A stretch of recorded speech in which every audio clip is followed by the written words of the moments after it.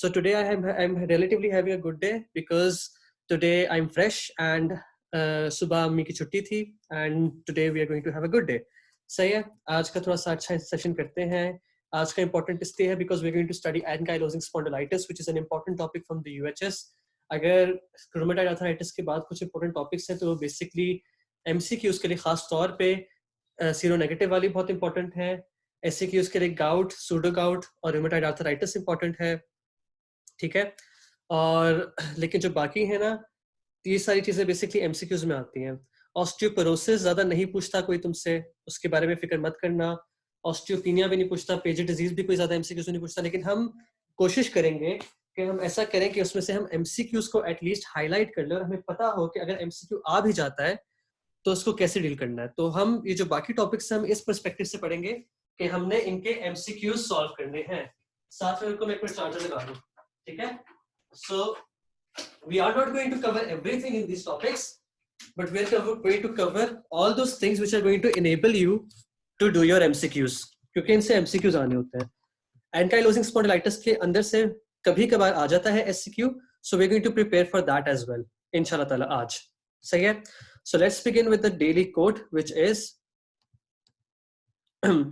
the world needs most is what the world needs most is openness, open hearts, open doors, open eyes, open minds, open ears and open souls. अपनी सोच को बड़ा करो, दुनिया के बारे में सोचना शुरू करो. Stop centralizing yourself at a situation. Stop centralizing that things are about you, things are about a lot of other reasons. So make sure that you never centralize yourself in any argument and in any scenario. दुनिया के बारे में सोचना बहुत ज़्यादा ज़रूरी होता है, because that show what great of a mind you have. जब तक आप दूसरों के बारे में नहीं सोचते, your life is not worth living. Make sure that whatever you do, हर किसी को फायदा हो. That is true. Stay at home. Mind is like a parachute. It doesn't work unless it is open. Very good. चलो भी चलते हैं हम आगे. सीरोनेगेटिव स्पॉन्डाइलोआर्थ्रोपैथी हमने स्टार्ट कर दी थी कल. ठीक है, हमने इनको डिस्कस किया था, हमने इनका एक निमोनिक बनाया था और हम इसकी थोड़ी सी रिवीजन करेंगे. Then we are going to individually discuss all these diseases. ठीक है, तो सीरोनेगेटिव आर्थ्रोपैथीज हैं, इसमें कौन कौन सी थी? यहाँ पे मैंने एल्काइलोजिंग लिखा हुआ है, एनकाइलोजिंग है. पियर ए का हमने याद किया था, इनका क्या कहते हैं निमोनिक. उसमें ये आती है psoriatic arthropathy, enteropathic arthropathy, ankylosing spondylitis, reactive arthritis and axial spondyloarthritis. पियर ए का आप लोगों ने निमोनिक याद रखना है. इससे आपको याद रहेगा कि इसमें कौन कौन से इन्वॉल्व है. इसमें से क्वेश्चन इस तरह भी आ सकता है यूएचएस में, which one of the following is not a क्या कहते हैं सीरोनेगेटिव स्पॉन्डाइलोआर्थ्रोपैथी. उसमें आपके साथ ऑप्शंस होंगे रूमेटॉइड आर्थराइटिस का, जो आपने टिक करना होगा.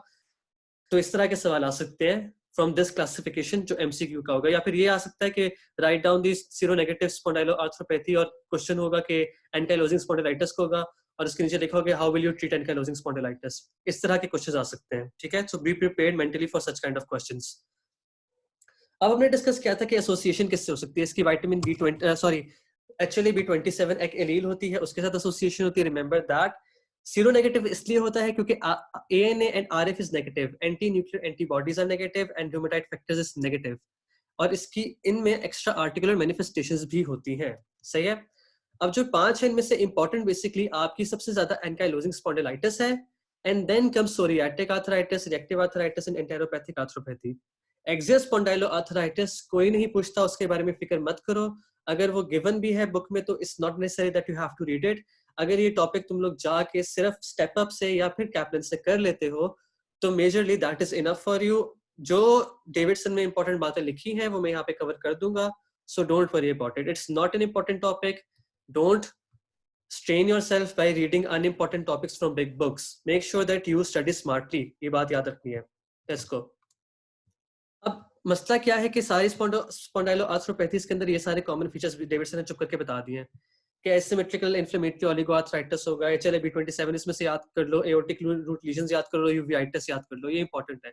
अब हम इन्हीं जो फीचर्स हैं we are going to further group them and we are going to further divide them कि किस पर्टिकुलर स्पॉन्डाइलोआर्थ्रोपैथी में कौन सा वाला फीचर होता है. ठीक है, तो now it's about exploring those spondyloarthropathies in greater detail. आज का लेक्चर इस बारे में, कल हमने जनरली पढ़ा था इनको सिर्फ. ठीक है, हमने पढ़ा था कि एक्सियल होती हैं और पेरिफेरल होती हैं। एक्सियल में वो होती हैं जो चेस्ट, हिप, स्पाइन और बोन को करती हैं ज्यादातर अफेक्ट, और पेरिफेरल में ज्यादातर वो होती है फिंगर, नीज और टोज वाली। ठीक है। अब एक्सियल में ज्यादातर आप स्पॉन्डाइलो आर्थ्रोपैथी जो होती है उसमें स्पॉन्डाइलो एक्सियल स्पॉन्डाइलो आर्थराइटिस आ जाएगा, एनकाइलोजिंग स्पॉन्डिलाइटिस आ जाएगा। अगर हम दूर की फिंगर्स और टोज में देखें तो सोरियाटिक आर्थ्रोपैथी भी है। रिएक्टिव के पेरिफेरल भी होते हैं, साथ में एक्सियल भी सिम्टम्स होते हैं। ठीक है। अगर जो आपकी एंटेरोपैथिक है उसमें एक्सियल भी होंगे और पेरिफेरल सिम्टम्स भी होंगे, तो ये वेरी करता है। ठीक है, हम इसका इनको कर लेते हैं क्लासिफाई। अब रिमेंबर दिस क्वेश्चन, सीरोनेगेटिव स्पॉन्डाइलो आर्थ्रोपैथीज में एक हॉलमार्क लीजन होती है जिसको कहते हैं एंथेसाइटिस। ये एंथेसाइटिस हर स्पॉन्डाइलो आर्थ्रोपैथी जो सीरोनेगेटिव होती है उसमें होती है, and this is the hallmark lesion. ये तुम्हारा एमसीक्यू आ सकता है, इसलिए मैंने यहाँ पे ऐड किया है। ये जो बाकी बुक्स है ना, कैप्टन और स्टेप अप, उसमें नहीं लिखा हुआ, ये डेविडसन से बात उठाई हुई है। सही है। अब एंथेसाइटिस होता क्या है? When you talk about enthesitis, it's basically जो इन्फ्लेमेशन हो जाती है आपके लिगामेंट्स की या टेंडन इंसर्शंस की, जहां पे आपके लिगामेंट्स और टेंडन्स इंसर्ट करते हैं ना, जाकर हड्डी के ऊपर जाके वहां पे चिपकते हैं, उस जगह पे अगर इन्फ्लेमेशन हो जाए तो हम उसको एंथेसाइटिस कहते हैं। ठीक है। और ये एंथेसाइटिस सारी जो सीरोनेगेटिव स्पॉन्डाइलो आर्थ्रोपैथीज है, जिसमें पियर ए सारी आती है, psoriatic, enteropathic, ankylosing spondylitis, reactive arthritis, और जो आखिरी थी एक्सियल स्पॉन्डाइलो आर्थराइटिस, इन सब में ये एंथेसाइटिस कॉमन होगा, इन सब के अंदर होगा ये याद रखना इस बात को। ठीक है, आगे चलते हैं। अब हम एक्सियल की तरफ आए तो एक्सियल में जो मेन होती हैं, बाकी भी करती हैं, लेकिन एक्सियल में ज्यादातर मेन जो होती है ना, वो एक्सियल स्पॉन्डाइलो आर्थराइटिस और एंकाइलोजिंग स्पॉन्डिलाइटिस है। इसमें जो एक इंपॉर्टेंट बात लिखी, इस डेविडसन में बहुत सारी बातें लिखी हुई है, लेकिन इसमें सिर्फ एक इंपॉर्टेंट बात यह है कि HLA-B27 के साथ कोरिलेटेड होती है, और इन दोनों डिजीज में ये होता है कि फीकल कैरेज ऑफ क्लेब्सिला इंक्रीज कर जाता है। ये एक एपिडेमियोलॉजिकल स्टडी है कि फीकल कैरेज ऑफ क्लेब्सिला इंक्रीज कर जाता है, और ये बेसिकली जो क्लेब्सिला ऑर्गेनिज्म है ना, क्लेब्सिला एरिजिनेज, ये एक्सैस्पिरेशन करता है बोथ जॉइंट और आई डिजीज को इसके अंदर। ये एमसीक्यू आ सकता है, इसलिए मैंने ऐड किया है। ये आया नहीं है, लेकिन बस मैंने ऐड कर दिया जस्ट बिकॉज ये फिर फर्क सी बात लिखी हुई थी जो बाकी बुक्स में नहीं है और डेविडसन में लिखी हुई है। ठीक है, just to add to one of those points. ठीक है। अब कंपैरिजन करें हम दोनों के बीच में, जो एक्सियल है और एनकाइलोजिंग स्पॉन्डिलाइटिस, एक्सियल स्पॉन्डिलाइटिस और एनकाइलोजिंग स्पॉन्डिलाइटिस है। ठीक है। इन्होंने मसला पता है क्या किया, इन्होंने दोनों को मिक्स करके डेविडसन में लिख दिया। मगर यूएचएस का प्रॉब्लम ये होता है कि यूएचएस आपसे इंडिविजुअली पूछता है कि extra articular features ankylosing spondylitis के क्या हैं। वो ये नहीं पूछेगा कि दोनों के बता दो, कि एक्सियल की और डेविडसन का मसला पता है क्या है, उसने दोनों को एक ही बना के लिख दिया एक ही टेबल के अंदर, which is a very wrong thing to do. ठीक है। तो इस टेबल को फॉलो नहीं करना, you have to specifically know कि सिर्फ एनकाइलोजिंग स्पॉन्डिलाइटिस के क्या एक्स्ट्रा आर्टिकुलर फीचर्स हैं, कॉमन क्या है उसमें। ठीक है, this is something which you have to remember. ये डेविडसन थोड़ा सा मिसलीड कर रही है यहाँ पे, which is not according to UHS के पैटर्न्स। ठीक है, तो इस टेबल को इतनी अच्छी डिटेल में नहीं करना। अब यहाँ पे जो याद करने वाली चीजें वो सिर्फ याद कर लो कि एक तो नंबर 1 एंटीरियर यूवियाइटिस को याद कर लो, आईबीडी को याद कर लो, और इस तरह की 2-3 बातों को याद कर लो। अभी याद कर लोगे तो हम इनको आगे ग्रुपिंग कर लेंगे कि किस तरह हमने इसको आगे फर्दर क्लासिफाई करना है। अब एनकाइलोजिंग स्पॉन्डिलाइटिस की तरफ आते हैं। ठीक है। एक minute, I just want to see something. ये यहाँ पे मैंने क्या किया है। Guys can you wait for a second, I am just gonna see my slides. मुझे लग रहा है कि एक स्लाइड मिसिंग है यहाँ पे। अच्छा ठीक है, चलो मैं देख लेता हूँ। आई जस्ट टेल यू ज़बानी, क्योंकि मुझे लग रहा है कि स्लाइड मिसिंग है। I'm just gonna see this later on। ठीक है, एनकाइलोजिंग स्पॉन्डिलाइटिस पे हम आ जाते हैं। हम जो एक्सियल स्पॉन्डाइलो आर्थराइटिस है, हम उसको नहीं करेंगे ज्यादा डील यहाँ पे, क्योंकि वो इंपॉर्टेंट बिल्कुल भी नहीं है, पढ़ने की जरूरत भी नहीं है खास। ठीक है, बस याद रखना कि उसका जो डायग्नोस्टिक क्राइटेरिया है ना, एक्सियल स्पॉन्डाइलो आर्थराइटिस का, वो जरा मुश्किल होता है, और एनकाइलोजिंग स्पॉन्डिलाइटिस का जरा आसान होता है। वो एक्सरे पे एनकाइलोजिंग स्पॉन्डिलाइटिस आप आराम से एविडेंस के ऊपर इसको कर सकते हो डायग्नोज, मगर जो एक्सियल है ना, उसके लिए आपको एमआरआई वगैरह और हिस्ट्री का फीचर, क्लिनिकल एग्जामिनेशन और इन्वेस्टिगेशंस वगैरह करनी होती है। ठीक है। और एक्सियल स्पॉन्डाइलो आर्थराइटिस के अंदर कभी कभार आपका सैक्रोआइलियाइटिस जो चीज होती है ना, वो एब्सेंट होती है, लेकिन एनकाइलोजिंग स्पॉन्डिलाइटिस में वो हमेशा पाई जाती है। ये डिटेल्स है, अगर पढ़नी है तो पढ़ लो, वरना इतनी इंपॉर्टेंट नहीं है। We have to focus on ankylosing spondylitis. ठीक है। अब हेल्दी स्पाइन को देखो, हेल्दी स्पाइन में प्रॉपरली डिफरेंस है आपकी वर्टिब्रास के बीच में, कार्टिलेज पड़ा हुआ है, डिस्क पड़ा हुआ है, सब कुछ पड़ा हुआ है। एंकाइलोजिंग स्पॉन्डिलाइटिस में क्या होगा कि वो इन्फ्लेमेटरी डिजीज है लोअर बैक की, जो जॉइंट्स है ना वहां पे इन्फ्लेमेशन स्टार्ट हो जाएगी। इन्फ्लेमेशन स्टार्ट होगी तो क्या होगा, मैक्रोफेजेस आएंगे, ग्रोथ फैक्टर्स आएंगे, फाइब्रोसिस होगा, एक्स्ट्रा क्या कहते हैं डेपोजिशन शुरू हो जाएगी, क्योंकि ऑस्टियोक्लास्ट और ऑस्टियोब्लास्ट का जो एक्टिवेशन का बैलेंस है वो खराब हो जाएगा। तो इवेंचुअली इन्फ्लेमेशन के बाद क्या होगा कि वो जो बोन्स है उनकी फ्यूजन शुरू हो जाएगी। Those bones are start going to get fuse together, जिसकी वजह से आपके स्पाइन की जो फ्लेक्सिबिलिटी है वो खत्म हो जाएगी। This is how it's gonna look, fusion of the spine bones which is called a bamboo spine। इस बात को याद रखना, bamboo spine is typical of ankylosing spondylitis। ठीक है, एंकाइलोजिंग स्पॉन्डिलाइटिस में बहुत शौक से होता है, और ये याद रखना कि अगर एंकाइलोजिंग स्पॉन्डिलाइटिस का पेशेंट आता है तो उसमें बैम्बू स्पाइन आपको मिलेगा। सही है, आगे चलते हैं। अब और क्या क्या चीजें नहीं मिलेंगी, पहले तो हमने डिसाइड कर लिया था जो लेफ्ट साइड पे लिखा हुआ है कि फ्यूजन ऑफ द बोन्स होगी। ठीक है, साथ में क्या होगा कि जहां पे आपके जो स्टर्नम है ना, वहां के जो कॉस्टोकॉन्ड्रल जॉइंट्स है वो इन्फ्लेम होना शुरू हो जाएंगे, वहां पे भी वही प्रोसेस शुरू हो जाएगा जो आपकी बैक में हो रहा है। अब जब वो प्रोसेस शुरू होगा तो what is going to happen, the expansibility of your chest that is going to reduce considerably. आप चेस्ट एक्सपैंड ही नहीं कर सकते बिकॉज वहां पे फ्यूजन शुरू हो गया है, क्योंकि आपके जो स्टर्नम है started to get fuse with the costochondral cartilage, जिसकी वजह से you can not properly take in breaths, सांस नहीं ले सकते इसी तरह से। सही है, साथ में क्या हो जाएगा, उसके प्लांटर फेशियाइटिस हो जाएगा, फेशिया की इन्फ्लेमेशन जिसे कहते हैं। और साथ में जो इंपॉर्टेंट चीज है जो याद रखिए जो एंकाइलोजिंग स्पॉन्डिलाइटिस के साथ हमेशा होती है, that is uveitis. Uveitis is an extra articular manifestation of ankylosing spondylitis, और इसको याद रखना है हमेशा कि मोस्ट कॉमन यूवियाइटिस होता है।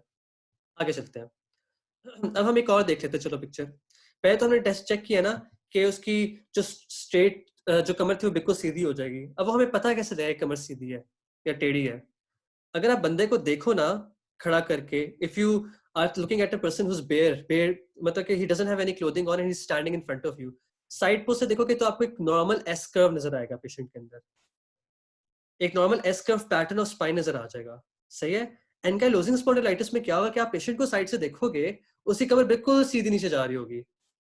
सही है, सीधी नीचे जा रही होगी, और वो एस कर्व जो एक आम नॉर्मल बंदे में होता है ना, वो कर्व ही खत्म हो जाएगा उस पेशेंट का, जस्ट बिकॉज उसकी फ्यूजन होगी बोन्स की और फ्लेक्सिबिलिटी नहीं रही उसकी बोन्स के अंदर कमर की। ठीक है, आगे चलते हैं। Before I go on, I would like to ask, is everyone clear? हर किसी को समझ आ रही है ये सब कुछ? से यस इफ यू अंडरस्टैंड, अगर कोई क्वेश्चन है तो पूछ लो अभी।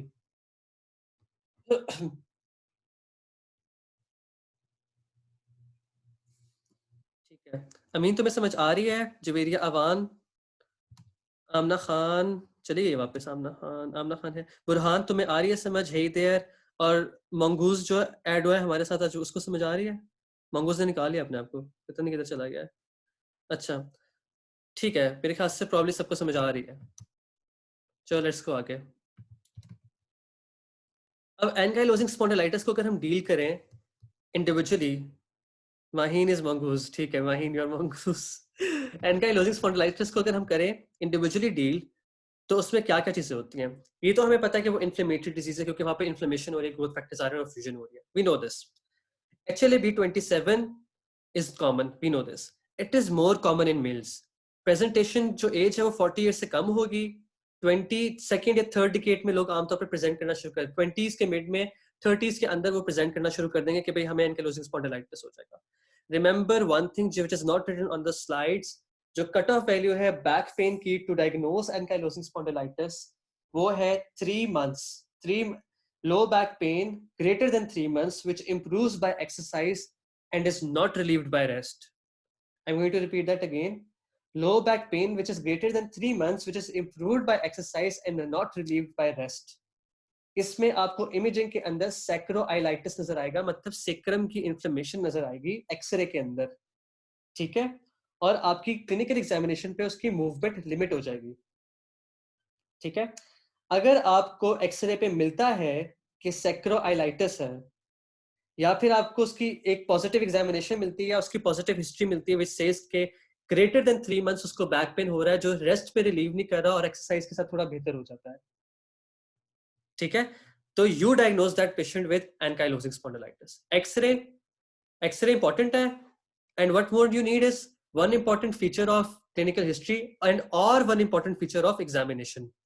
सही है, ये 3 पॉइंट्स है। ये पेज नंबर 1028 के जो टेबल है ना उसके अंदर दिया हुआ है, वो टेबल पता नहीं किधर गायब हो गया, मैंने डाला था ये तुम्हारे उसके अंदर टेबल, तो ये पता नहीं किधर गायब हो गया, लेकिन I think it I just lost it somewhere when I am going to give you the slides, तो वो मैं ऐड कर दूंगा टेबल। 1028 पेज है डेविडसन का, उसके ऊपर ये टेबल बना हुआ है।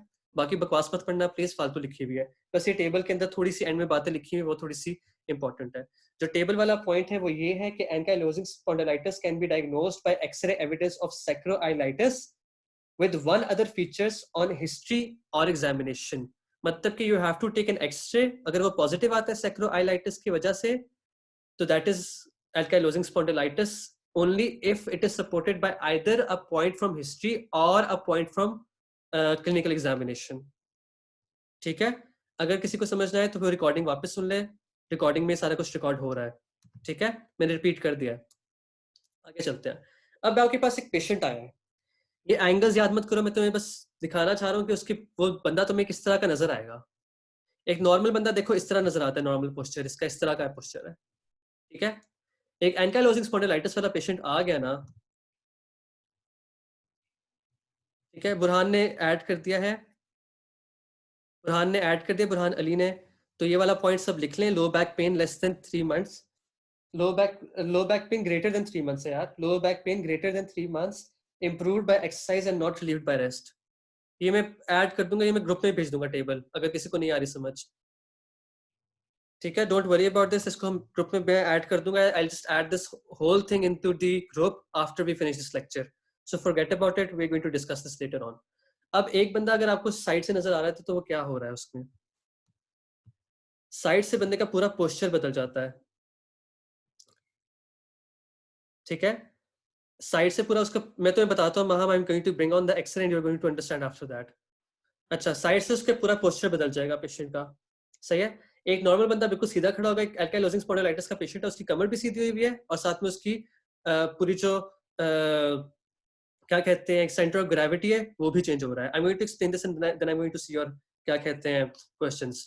तो this is how you have to remember कि एक पेशेंट अगर आता है एंकाइलोजिंग स्पॉन्डिलाइटिस का, तो उस तरह की इसकी पोस्चर होगी, सही है।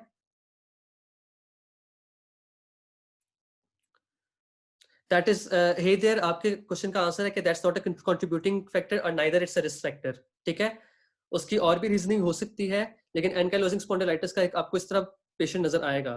अगर एक्सरे में नजर आ रहा है सेक्रोआइटिस और कोई फ्यूचर हिस्ट्री में नहीं है, तो फिर डिफरेंशियल्स में क्या आएगा वो, Javeria Umar, this is a very vast questions, ये इस टॉपिक के एंड में हम डिस्कस करेंगे। Please stay with me and ask me after this when we finish this whole topic, ठीक है। अच्छा, क्लिनिकल प्रेजेंटेशन क्या है? Back pain and stiffness in the morning, important जो बात है, ये हमें पता है, हम देख चुके हैं। Last at least 1 our and improves with exercise, यहाँ पे मैंने गलत लिखा हुआ है, इम्प्रूव्स विद, यहाँ सही सही लिखा हुआ है, it improves with exercise but it's not relieved by rest. Rest कर लोगे तो कोई फर्क नहीं पड़ेगा, मगर एक्सरसाइज से इंप्रूव करेगी ये चीज, सही है। इवेंचुअली क्या होता है कि there is reduced chest expansion, वो हम डिस्कस कर चुके हैं। एक चीज याद रखो एल्काइलोजिंग स्पॉन्डिलाइटिस में कि पेशेंट में secondary osteoporosis of the vertebra होगा, जिसकी वजह से उसके फ्रैक्चर्स इंक्रीज कर जाएंगे। इस पे क्वेश्चन है कि क्यों होगा, वो हम एंड में डिस्कस करेंगे, अभी हम डिस्कस नहीं कर रहे। We just want to get across the points कि क्या क्या हो सकता है। Stiffness in the back and pain in the back, ठीक है, रिड्यूस्ड चेस्ट एक्सपेंशन हो जाएगी पेशेंट की, सेकेंडरी ऑस्टियोपोरोसिस हो जाएगा, स्पाइनल फ्यूजन हो जाएगी, तो काइफोसिस जैसे सिम्टम्स आना शुरू हो जाएंगे, पेरिफेरल मस्कुलोस्केलेटल लीजन्स हो जाएंगी, जिसमें एंथीसाइटिस आता है। ये हम डिस्कस कर चुके हैं कि एंथीसाइटिस सब सीरोनेगेटिव और स्पॉन्डाइलोआर्थ्रोपैथीज में होता है, तो इसमें भी एंथीसाइटिस होगा, ठीक है। कॉन्स्टिट्यूशनल सिम्टम्स में क्या आता है? Fever, fatigue and weight loss, ये सब आएंगे। तो ये यू शुड रिमेंबर कि इसकी क्लिनिकली बंदा किस तरह आएगा। तुम्हारे पास क्वेश्चन आएगा कि एक 25 ईयर्स का लड़का है, वो कह रहा है कि मुझे 3 महीने से ज्यादा कमर में दर्द हो रही है, ठीक है, और मुझे समझ नहीं आ रही कि मैं क्या करूं। अगर मैं एक्सरसाइज करता हूं तो वो ठीक हो जाती है, जब मैं रेस्ट करता हूं तो बिल्कुल ठीक नहीं होती, और वो वक्त के साथ साथ बढ़ता जा रहा है। तुम उसका एक्सरे कराओगे, तुम्हें उसके अंदर एक्सरे में स्पेसिफिक फाइंडिंग्स नजर आएंगे सैक्रोआइलाइटिस की, जो हम डिस्कस करते हैं। जब वो तुम्हें नजर आएंगे, then you will be like oh shit, इसको तो एनकाइलोजिंग स्पॉन्डिलाइटिस है। इस तरह की आपको क्वेश्चन में वो फीचर्स बताएगा जो आपको पता होने चाहिए। सही है। साथ में वो ऐड कर देगा कि इसको यूवीआइटिस भी है, पेशेंट को यूवीआइटिस का कोरिलेशन है। सही है, आगे चलते हैं। अब जो इंपॉर्टेंट एक्स्ट्रा पल्मोनरी चीजें तुम लोगों को याद रखनी है, eye involvement is the most important thing. ठीक है, eye important is the most important thing which is uveitis, जो anterior uveitis होगा। I'm going to answer mine your question after this, after I finish this slide. Cardiac involvement भी हो जाती है, जिसमें एवी heart block होगा और एओर्टिक इनसफिशिएंसी आ जाएगी पेशेंट के अंदर। उसके अलावा ये किसको अफेक्ट करेगा? रीनल, पल्मोनरी और नर्वस सिस्टम को। ठीक है, यहाँ जो बात रखने वाली है, जो तुम्हें एमसीक्यूज में हेल्प करेगी, कि आई इन्वॉल्वमेंट होती है और वो यूवीआइटिस कराती है, वो भी anterior uveitis. This is the most common extra articular manifestation of ankylosing spondylitis. ये बात याद रख लो। ठीक है, हार्ट में एवी ब्लॉक होगा और एओर्टिक इनसफिशिएंसी होगी, बस। और चीजें मत याद करो, यही पूछता है UHS. Most important anterior uveitis of the eye है, इसको याद कर लो।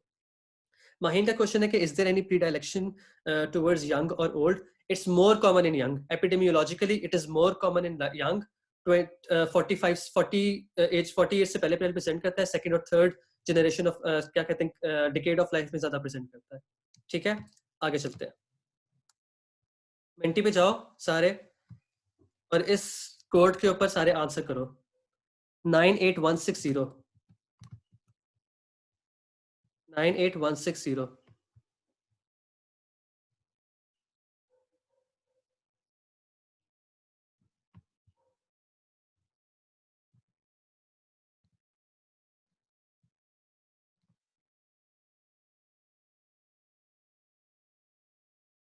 गाइस सॉरी, मैं I am going to change the slide. अब करो। 98160 है कोड। ये कोड डालें and tell me the answer.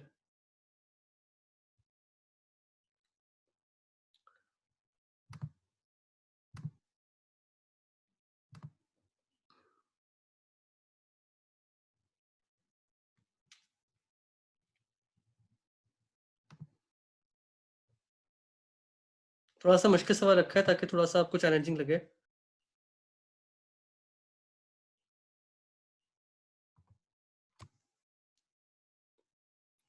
दस लोगों ने आंसर कर दिया है। 98160 इसका कोड है। Follow this code and answer the question.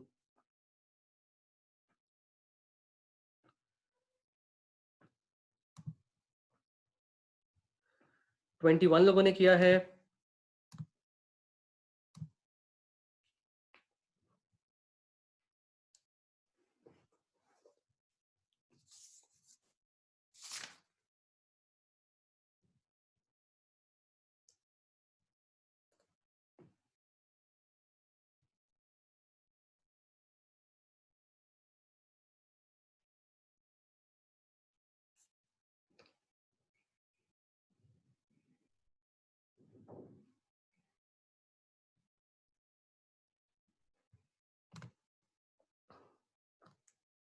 ठीक है, 35 लोगों ने आंसर कर लिया। 36। As soon as we cross 39 we are going to do it.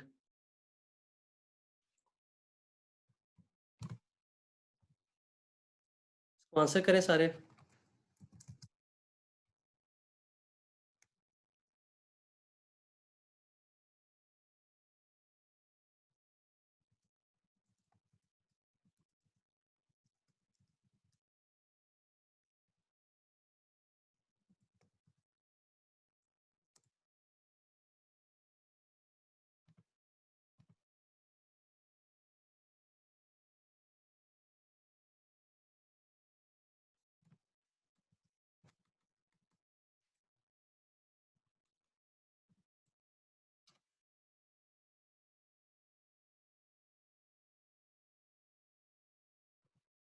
अच्छा, so we have the answers.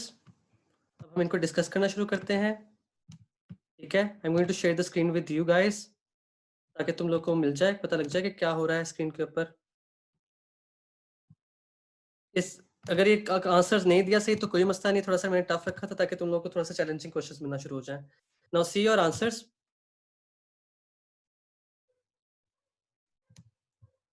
Zara Suhail, I tell you. आपको मैं आंसर बता दूंगा इसके बाद.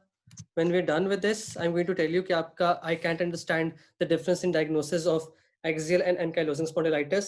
ये axial spondyloarthropathy को तुम भूल जाओ अभी, प्लीज उसको मत करो. axial spondyloarthritis को भूल जाओ. I'm going to explain it to you later on in the class.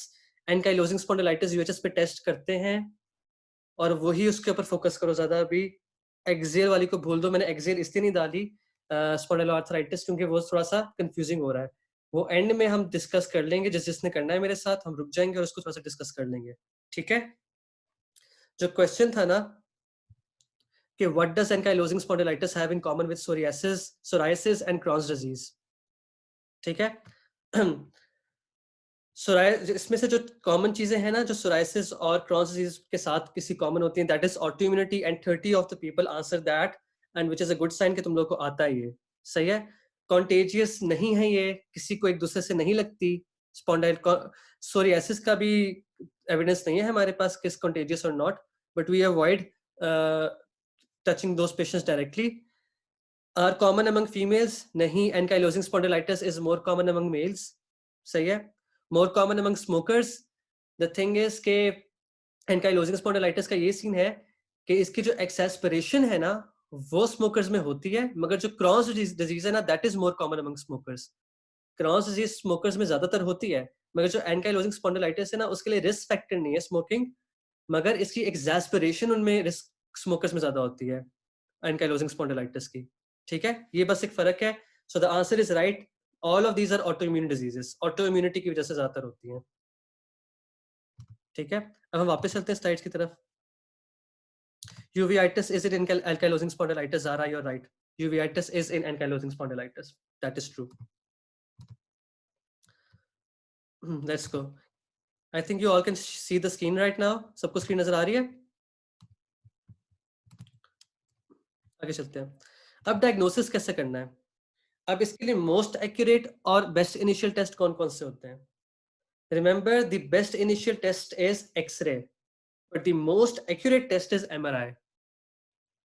सही है. ESR और CRP करा लोगे रेज्ड होगा बिकॉज इन्फ्लेमेटरी डिजीज है. नॉट इन ऑल केसेस मगर मेजोरिटी में ये रेज्ड होता है.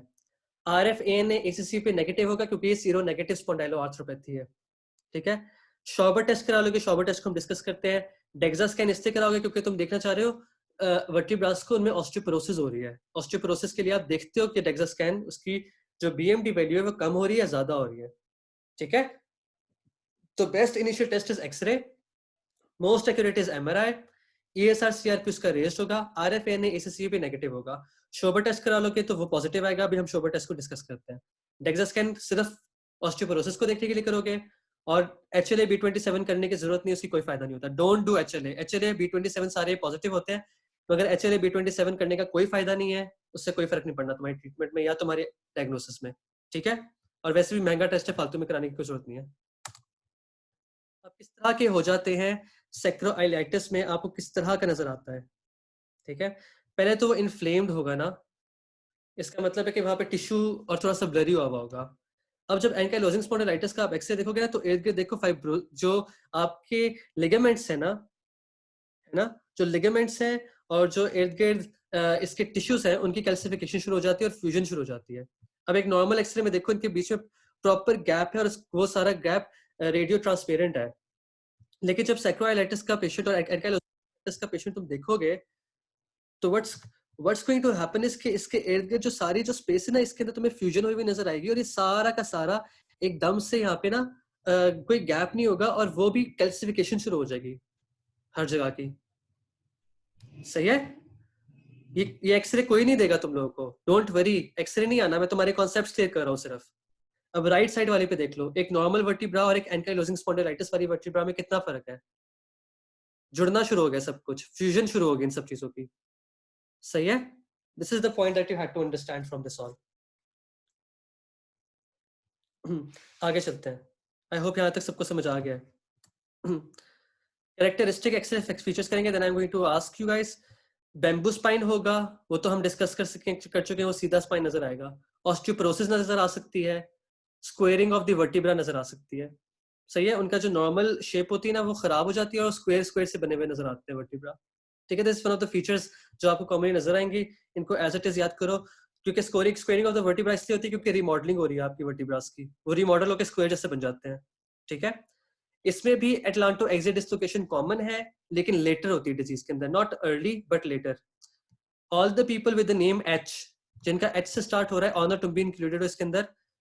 Tell me another disease जिसमें atlanto axial dislocation is an important factor और आपको बहुत जरूरी है उसको डायग्नोस करना before you do intubation.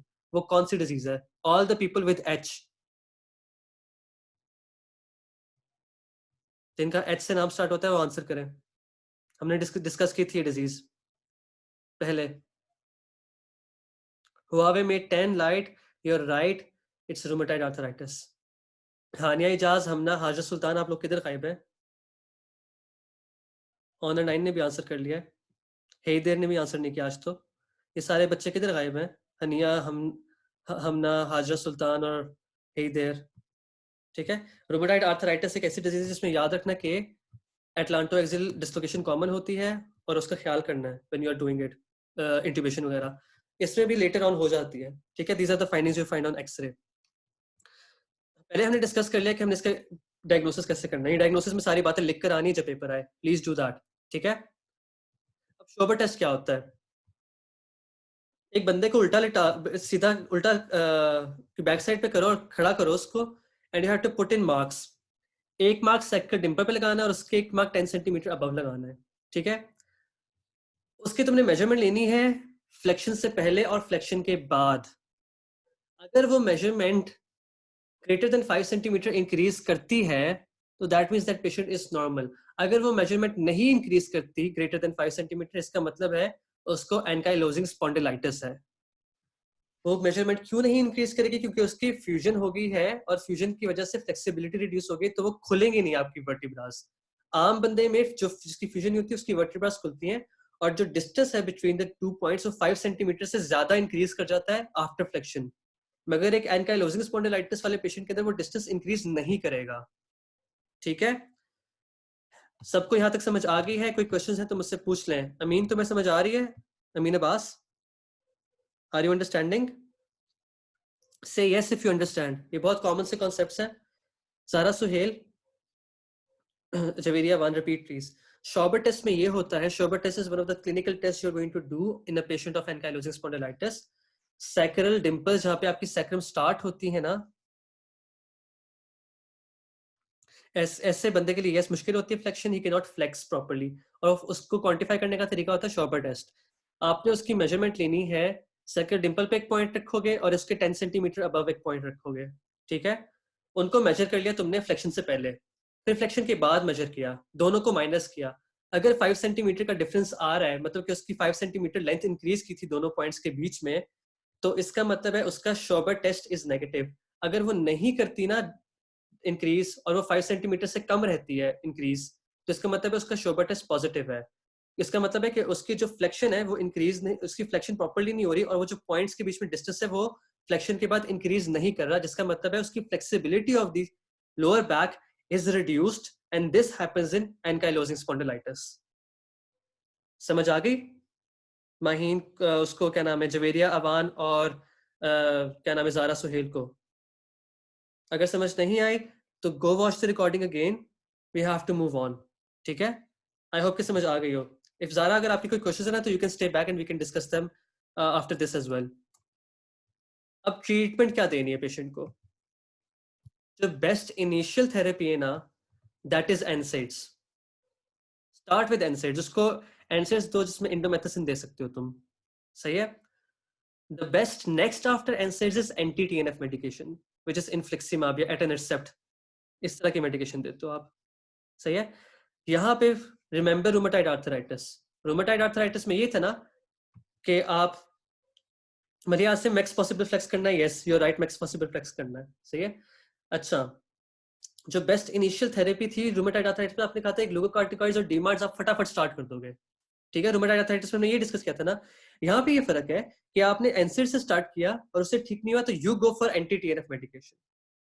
Rheumatoid arthritis में यू आर स्टार्टिंग डीमार्ट्स, यहाँ पे तुमने क्या करना है, यहाँ पे एंटी टीएनएफ मेडिकेशन स्टार्ट कर देनी है। और उसकी वजह ये है कि anti TNF is better for axial spondyloarthropathy. जो एक्सियल मसले होते हैं ना, उनके लिए एंटी टीएनएफ मेडिकेशन बेहतर होती है।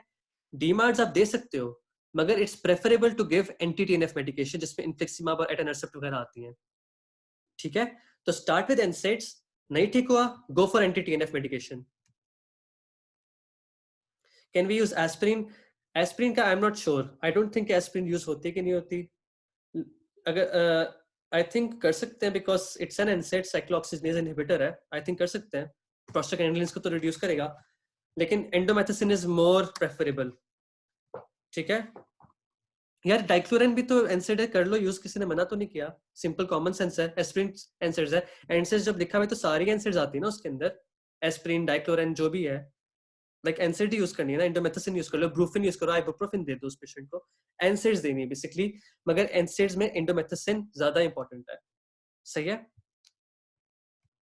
फिजिकल थेरेपी क्या करोगे आप? फिजिकल थेरेपी में पोस्चर उसका चेंज करो, स्ट्रेच एक्सरसाइज कराओ, और जो इंपॉर्टेंट एक्सरसाइज आपने करानी है वो है swimming. Swimming is highly recommended to the patients of ankylosing spondylitis. ठीक है, सर्जरी तब कराते हैं जब हिप जॉइंट आर्थराइटिस हो जाता है, तो आप आर्थ्रोप्लास्टी करा लोगे, उसकी ऑस्टियोटमी करा लोगे। सिर्फ ये 4 पॉइंट्स लिखने हैं। ठीक है, साथ में वो जो 5 प्रिंसिपल्स ऑफ मैनेजमेंट थे ना, कि एजुकेशन देनी है, काउंसलिंग देनी है, ये सब कुछ करना है। I am not going to write them again again and again. वो सारे पॉइंट्स तुम लोगों ने लिख के आने हैं, education, counselling, lifestyle modification, pharmacological treatment, non pharmacological treatment, इस तरह करके डिवाइड करना है। मैं तुम्हें बस बेसिक आइडियाज दूंगा डिफरेंट डिजीज का। हर डिजीज में वो सारी 4 चीजें इंक्लूड करनी, जिसमें काउंसलिंग, एजुकेशन वगैरह सब कुछ आता है। You have to write them. वो सारे 5 पॉइंट्स आएंगे हर डिजीज की मैनेजमेंट में। ठीक है, बाकी तुमने जो जो उसके अंदर स्पेसिफिक चीजें लिखनी है, मैं सिर्फ वो बता रहा हूँ कि स्पेसिफिकली ये चीजें लिखनी है।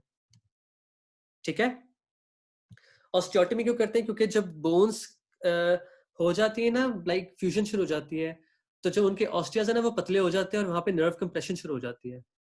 ठीक है, तो बंदा शैटिक नर्व के साथ प्रेजेंट कर सकता है, कभी किसी चीज के साथ प्रेजेंट कर सकता है। तो उन ऑस्टियोटमी इसलिए करते हैं ताकि उन सुराख को बड़ा कर दे, ताकि वो जो नर्व इंट्रैप हो रही है ना फ्यूजन की वजह से, वो इंट्रैपमेंट ना हो। ठीक है, साथ में अगर यूवीआइटिस हो जाता है पेशेंट को, जो कॉमन है हमें पता है, एंटीरियर यूवीआइटिस, तो उसको ओरल ग्लूकोकॉर्टिकॉइड्स दे देने हैं, और साथ में उसकी कार्डिक मैनिफेस्टेशंस को ट्रीट करना है। ठीक है,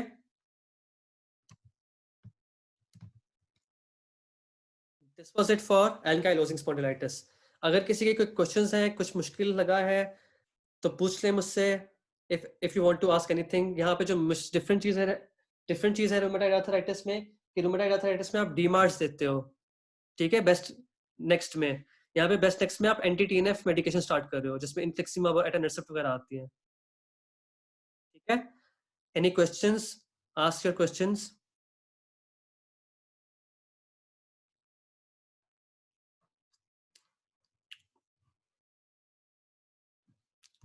अगर सबको समझ आ रही है तो say yes, and then we can go on. Noor Khalid को, जवेरिया को, हिदे, फरहान अली, ऑनर 9, Nimra Iqbal, Maheen, perfect perfect, good.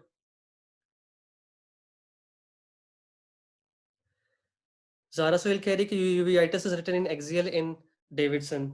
अच्छी बात है, लिखा हुआ होगा, एक्सियल में भी कॉमन होगा, लेकिन एक्सियल में और भी चीजें होती है, जिसमें आईबीडी आती है, इन्फ्लेमेटरी बाउल डिजीज भी आती है, वो भी आती है, उसमें ज्यादा चीजें होती हैं एक्सियल में। ठीक है, please Zara do not confuse yourself by reading axial spondyloarthritis. पढ़ लो, अच्छी बात है, लेकिन तुमसे पूछना at the end of the ankylosing spondylitis, ये हर किसी ने, एक्सियल कोई नहीं पूछेगा। पढ़ लो, दोनों में लिखा हुआ है, यूवीआइटिस दोनों के अंदर होता है, लेकिन रिमेंबर दिस कि तुमसे एंकाइलोजिंग स्पॉन्डिलाइटिस पूछेंगे, एक्सियल नहीं पूछेगा। प्लीज अपना दिमाग उस पर मत जाया करो, you are going to get confused. Please stay focused, don't go for axial. ठीक है, तुम रुक जाना, इसके बाद we are going to discuss. ठीक है, रुक जाना, इसके बाद we are going to discuss. This was the point कि मैंने एक्सियल स्पॉन्डिलोआर्थराइटिस इसलिए नहीं कराया था, जस्ट बिकॉज कि तुम लोगों ने कंफ्यूज होना था। और ज़ारा आप कंफ्यूज हो रही हो because you have open Davidson, और आप एक्सियल स्पॉन्डिलोआर्थराइटिस वहां से पढ़ रही हो। कोई नहीं पूछेगा एक्सियल स्पॉन्डिलोआर्थराइटिस। वो लोग तुमसे एंकाइलोजिंग स्पॉन्डिलाइटिस पूछेंगे, ठीक है? तो डोंट गेट योरसेल्फ कंफ्यूज्ड। मैंने इसीलिए नहीं कराया क्योंकि मुझे पता है कि एक इंपॉर्टेंट चीज नहीं है और उसने तुम्हें सिर्फ कंफ्यूज करना है। It's better not to do it, it's only gonna get you confused, और वो इंपॉर्टेंट भी नहीं on top of everything. Go to Menti 98160 and answer the question. I'm going to change the slide for you guys. Menti पे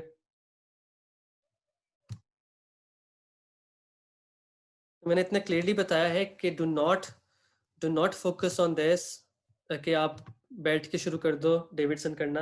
ये topics आपने step Up या captain से करने हैं। डेविडसन वाले पॉइंट्स में कवर कर रहा हूँ। इतना कुछ पढ़ोगे डेविडसन से तो एंड में एग्जॉस्ट हो जाओगे, बिल्कुल कुछ समझ नहीं आएगी कि जिंदगी में करना क्या है। Do not make your life worse for yourself, go for smarter options, do not go into confusing options. एक मैं तुम लोग की डेविडसन कवर करा रहा हूँ। Don't forget about Davidson for these topics. क्या बात है, इतने फटाफट आंसर दिया है। 36 लोगों ने फटाफट आंसर दिया है। I am very impressed. 38 लोगों ने दे दिया। इतनी स्पीड से तो कभी भी तुम लोगों ने आंसर नहीं आया। इतना कॉन्फिडेंस छाया हुआ है आंसर में। Very happy. चलो दिखाता हूँ तुम लोगों को।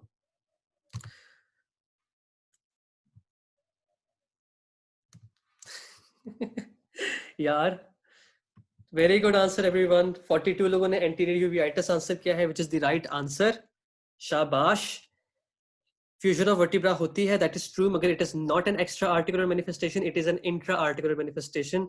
अगर इसका इंट्रा आर्टिकुलर लिखा होता तो इसका आंसर फ्यूजन ऑफ वर्टिब्रा होता, लेकिन इसमें लिखा हुआ है what is the most common extra articular manifestation. Extra articular में मोस्ट कॉमन एंटीरियर यूवीआइटिस आता है, ठीक है? Fusion of vertebra is intra articular. Do not let the question make a fool out of you, ठीक है? ये थोड़ा सा मिसलीडिंग क्वेश्चन था because I specifically wrote extra articular manifestation. इससे हमें पता लगता है that we have to read our questions एहतियात से और समझ कर। फटाफट आंसर नहीं देने, समझ समझ कर देने आंसर्स, ठीक है? आगे चलते हैं। Good job everyone, very impressed, good answers. सबको पता है कि यूवीआइटिस होता है कॉमनली इसमें। चलो अब रिएक्टिव आर्थराइटिस करते हैं। रिएक्टिव आर्थराइटिस क्या चीज है? रिएक्टिव आर्थराइटिस बेसिकली ना लोअर एक्सट्रीमिटीज की तरफ ज्यादा कॉमन होता है। It is triggered by bacterial infection, जिसमें सेक्सुअली ट्रांसमिटेड और फूड बॉर्न डिजीजेस आ जाएंगी। मोर लाइकली कि HLA-B27 वाले लोगों में होगी है, ठीक है? और ऑफन खुद ही इंप्रूव कर जाती है कुछ दिनों बाद और कुछ फ्यू वीक्स और कुछ महीनों बाद। रिएक्टिव आर्थराइटिस की बात करें, अब इसमें याद करने वाली बात है कि it is triggered by bacterial infection, जिसमें एसटीडीज आती हैं और फूड बॉर्न इलनेसेस आती हैं। टाइफॉइड, कैम्पाइलोबैक्टर, यर्सीनिया और जो सारी शिगेलोसिस, इन बैक्टीरियाज की वजह से जो बाद में आपको जोड़ों में दर्द होती है ना, उनको हम कहते हैं रिएक्टिव आर्थराइटिस। याद रखना, it is a seronegative spondyloarthritis. पीयर में ये नंबर आर, जो पीयर ए का जो आर है वो उसके लिए स्टैंड करता है, तो it is going to be HLA-B27 positive, ठीक है? It is more common in lower limbs, that is true महाम। लोअर एक्सट्रीमिटीज में ज्यादा कॉमन होता है। अब मैं तुम्हें दिखाता हूँ इसमें होता क्या है। अब यूएचएस का जो शौक है ना इसमें पूछने का, जो बहुत ज्यादा शौक से यूएचएस पूछता है, पता नहीं क्यों पूछता है शौक से यूएचएस, लेकिन यूएचएस का ये फेवरेट चीज है। रीटर सिंड्रोम इसकी एक चीज है जो इसके अंदर कॉमन होता है, और यूएचएस इसमें बहुत शौक से सवाल पूछता है। रीटर सिंड्रोम की 3 चीजें जो तुम्हें याद होनी चाहिए: आर्थराइटिस, यूरेथराइटिस एंड यूवीआइटिस। जब ये तीनों चीजें एक साथ होती है ना तो उसको हम रीटर सिंड्रोम कहते हैं। यूएचएस का ये फेवरेट क्वेश्चन है, इसमें से एमसीक्यूज में पूछता है, ठीक है? अब जो इसका पॉजिटिव एजेंट है ना रीटर सिंड्रोम का, जो इसका पॉजिटिव एजेंट है ना रीटर सिंड्रोम का, वो बेसिकली आमतौर पे नॉन गोनोकोकल होता है, जिसमें क्लेमीडिया और यूरियोप्लाज्मा आता है, यूरिया प्लाज्मा आता है, ठीक है? केराटोडर्मा ब्लेनोरेजिका एक डिजीज है जो इसके साथ होती है। सिर्सिनेट पेरिनाइटिस होता है, जेनिटल अल्सर्स होती हैं और पॉलीआर्टिकुलर पेन होती है, ठीक है? अब जो तुम्हें चीज इंपॉर्टेंट याद रखनी है ना वो यूरेथराइटिस, आर्थराइटिस और यूवीआइटिस है। मगर because it's basically a favourite question of UHS, तो इसमें वो 2 चीजें और पूछ सकता है जो मैंने ऐड कर दी यहाँ पे, जिसमें केराटोडर्मा ब्लेनोरेजिका है और सिर्किनेट पेरिनाइटिस है। केराटोडर्मा जो केराटोडर्मा ब्लेनोरेजिका है ना, वो स्किन लीजन होती है जो मैंने दिखाई भी है नीचे। ये कहीं भी बॉडी में हो सकती है, लेकिन मैंने दिखाई भी पैर के ऊपर है। ये जिस बंदे के जिस पाँव है ना, ये केराटोडर्मा ब्लेनोरेजिका हुआ है इससे, सही है। और सिर्सिनेट बेलेनाइटिस बेसिकली पेशेंट का मैंने पीनिस दिखाया हुआ है जिसके ऊपर इट शोज के उसको अल्सर्स बने हुए हैं, और ये जो स्पेसिफिक अल्सर्स है ना, ये रीटर सिंड्रोम के होते हैं, ठीक है। और ये सिर्सिनेट बेलेनाइटिस कहते हैं, इन्फ्लेमेशन ऑफ द पीनस जिसे कहते हैं, और ऊपर उसकी साथ में अजीब अजीब किस्म की अल्सर्स बन जाती हैं, ठीक है। तो ये रीटर सिंड्रोम है और ये तुम्हें आना चाहिए, दिस इज इंपॉर्टेंट। 3 फीचर्स है, आर्थराइटिस, यूरेथराइटिस एंड यूवेइटिस। और जो चीजें और पूछ सकता है यूएचएस वो है केराटोडर्मा ब्लेनोरेजिका और सिर्सिनेट बेलेनाइटिस। इनकी मैंने तुम्हें पिक्चर्स दिखा दी, अब तुम लोगों को पता है कि ये क्या होता है इसमें, ठीक है। Don't do this wrong, UHS इसमें से आपसे एमसीक्यूज पूछता है। आगे चलते हैं। अब इंपॉर्टेंट एसोसिएशंस जो आपने याद रखनी है, जब भी आपसे कहेगा ना कि किसी को रिएक्टिव आर्थराइटिस है, तो उसमें तुम्हें वो क्लूज देगा, क्या कहते हैं क्वेश्चन के अंदर। और क्लूज किस तरह के होंगे, कुछ तुम्हें सेक्सुअल हिस्ट्री मिल सकती है उसमें जिसमें उसने क्लेमीडिया होगा, ठीक है। सेक्सुअल हिस्ट्री 2 चीजों में बहुत ज्यादा इंपॉर्टेंट है, एक तो गोनोकोकल आर्थराइटिस है और दूसरा रिएक्टिव आर्थराइटिस है जिसमें क्लेमीडिया की हिस्ट्री इंपॉर्टेंट है। Sexual history, I'm going to repeat, is going to be important in 2 types of arthritis, reactive arthritis and gonococcal arthritis. इस चीज को याद रखना, ठीक है। गोनोकोकल आर्थराइटिस हम डिटेल में नहीं पढ़ेंगे, पढ़ने की जरूरत भी नहीं है, लेकिन वो एक ऐसी चीज है gonococcal arthritis. Can you guys hear me? मेरा कनेक्शन के मसले आ रहे हैं। Hello, can you guys hear me? से यस, ठीक है, सुन सकते हो। अच्छा, तो सेक्सुअल हिस्ट्री गोनोकोकल आर्थराइटिस और रिएक्टिव आर्थराइटिस में याद रखना इंपॉर्टेंट है, सही है। कंपाइलोबैक्टर डायरिया कराता है, सैल्मोनेला टाइफाइड कराता है, शिगेला ब्लडी डायरिया कराएगा, यर्सिनिया ब्लडी डायरिया कराएगा। तो बेसिकली डायरिया की हिस्ट्री, जेनेटो यूरिनरी इन्फेक्शन की हिस्ट्री आ रही है और सेक्सुअल हिस्ट्री आ रही है, और पेशेंट कहता है कि मुझे अब जॉइंट पेन हो रही है, तो तुम्हारा शक जाना चाहिए रिएक्टिव आर्थराइटिस के ऊपर, ठीक है। This is how you are going to diagnose this patient. Other features क्या है, पोस्चुलर सोरियासिस हो जाएगी, कंजक्टिवाइटिस हो जाएगा, माउथ हर्सेस हो जाएंगी, these are not important. But remember कि इसमें सबसे ज्यादा इंपॉर्टेंट क्लूज तुम्हें हिस्ट्रीज में मिलेंगे। जब भी तुम्हें क्वेश्चन पूछेगा ना रिएक्टिव आर्थराइटिस का, तो हिस्ट्री इज इंपॉर्टेंट, और हिस्ट्री में ये चीजें होंगी सारी कि उसे कोई इन्फेक्शन हुई थी पहले, बैक्टीरियल इन्फेक्शन, ठीक है। आगे चलते हैं। इन्वेस्टिगेशंस क्या करा लोगे? कोई स्पेसिफिक इन्वेस्टिगेशन नहीं है इसकी। जॉइंट एस्पिरेशन दोगे तो किसलिए दे रहे हो? रूल आउट क्रिस्टल आर्थ्रोपैथीज, और साथ में तुम्हें रीटर सेल्स मिल जाएंगे जो जॉइंट मैक्रोफेजेस होते हैं। ESR और CRP रेज्ड होगा क्योंकि इन्फ्लेमेटरी जॉइंट डिजीज है। यूरेथराइटिस हो जाएगा, 2 ग्लास टेस्ट करा लोगे, उसके लिए एक होता है टेस्ट, प्लीज इसकी डिटेल्स मत पूछना, सारी माइक्रो वाली बातें हैं, माइक्रो अगर पढ़िए तो आती होगी 2 ग्लास टेस्ट क्या होता है। हाई वेजाइनल स्वैब करा लोगे, ruling out basically genital infections, और एक्सरे करा लोगे, जॉइंट को देख लोगे। ये इन्वेस्टिगेशन कराना है, कोई पूछता नहीं है, सिर्फ इसका डायग्नोसिस पूछते हैं आमतौर पे ये लोग, यूएचएस वाले। तो इतना इंपॉर्टेंट नहीं है ये टॉपिक, MCQ के लिहाज से इंपॉर्टेंट है ये, ठीक है। तो बस याद रखना, रीटर सेल्स नजर आ जाएंगे, ESR CRP रेज्ड होगा और ये सब कुछ रेज्ड होगा, not nothing important in this. Treatment क्या करोगे? एनसेड्स और एनाल्जेसिक्स देते हो, आमतौर पे ये रिमेट कर जाता है खुद ही, ठीक है। ग्लूकोकॉर्टिकॉइड का इंजेक्शन दोगे इंट्राआर्टिकुलर, समटाइम्स देना पड़ता है क्योंकि जॉइंट खराब हो जाता है। अगर पेशेंट में क्लेमीडिया है तो you have to give him doxycycline और एजिथ्रोमाइसिन, एंटीबायोटिक देनी पड़ेगी।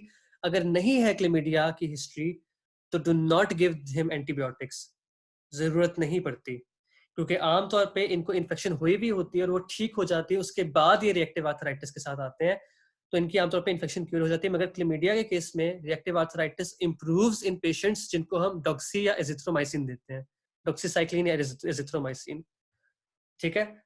पहले तो ये था ना कि आपने एनसेड्स और एनाल्जेसिक्स दी थी पेशेंट को, लेकिन अगर उसका यूवी जो रिकरेंट आर्थराइटिस है, रिएक्टिव आर्थराइटिस है, अगर वो रिकरेंट है या उसको केराटोडर्मा ब्लेनोरेजिका हो रहा है साथ में, तो फिर तुम उसको डीमार्स दे दो, वरना तुमने एनसेड्स और एनाल्जेसिक्स ही देनी है उसको, या तो वो खुद ही ठीक हो जाएगा। अगर नहीं हो रहा ठीक तो देन गो फॉर डीमार्स, रिकरेंट के केस में और केराटोडर्मा ब्लेनोरेजिका केस में, सही है। अगर उससे एंटीयूवीआइटिस होता है तो मेडिकल इमरजेंसी है, टॉपिकल सिस्टेमिक और सबकंजक्टिवल कॉर्टिकॉइड्स दे सकते हो, ये सब कुछ कर सकते हो, ठीक है। तो इसमें से इंपॉर्टेंट चीजें तुमने याद रखी ना इस टॉपिक के बारे में, which is reactive arthritis. History तुम्हें पता होना चाहिए कि sexual history, genito urinary history या उसकी डायरिया की हिस्ट्री पॉजिटिव होगी पेशेंट की, वो आएगा जॉइंट पेन के साथ। ट्रीटमेंट में क्या करना है? एनसेड्स एनाल्जेसिक्स देनी है।